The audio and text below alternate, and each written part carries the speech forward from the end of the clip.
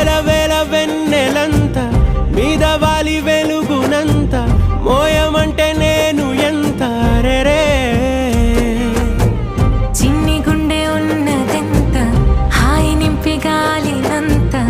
ఊదమంటే ఓ పేరెంత రే కళ్ళు రెండు పుస్తకాలు భాషలేని అక్షరాలు చూపులోనే అర్థమయ్యే అన్ని మాటలు